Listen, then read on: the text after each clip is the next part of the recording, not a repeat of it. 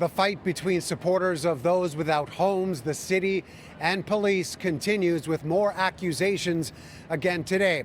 A couple of the people that were wanted in association with the Lamport encampment evictions turned themselves in this morning, but not before a few choice words. They know what they're doing. They're blatant police violence that took place over those 3 months in order to make a new city.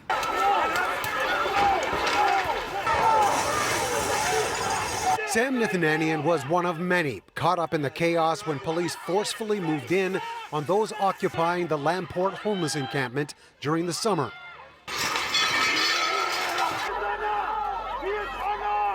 He was one of 8 people wanted for criminal offenses related to the event and later demonstrations, and turned himself in. But first, said the police are the ones that should be facing the fire. The blatant violence that took place for that, they want to hide that now by criminalizing individuals. We're not criminals. We're community members, we're supporters, we're individuals who stood next to our unhoused neighbors and said that we've had enough. 26 arrests were initially made after the clashes, 3 more from another related protest outside Mayor John Tory's residence last week.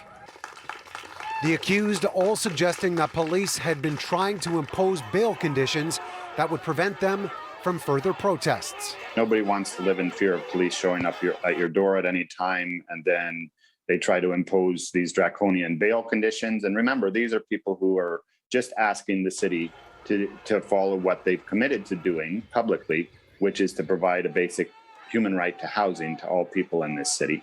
Criminal defense lawyer Kim Schofield asserts that no matter the circumstances, there's no reason for police to keep those charged from continuing to express their views. Conditions may be about a non-attendance at a certain address, may be appropriate, but it's certainly not necessary or appropriate to limit an individual's constitutional right of association or protest.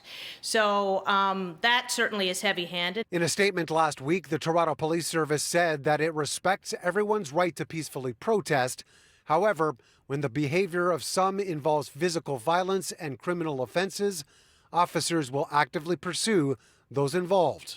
You can do as much as you think you can. We're not going to stop.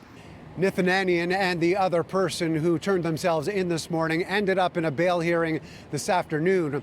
7 hours later, they were released on $500 bail and on the condition of not possessing any weapons. They're expected to return to court in early November.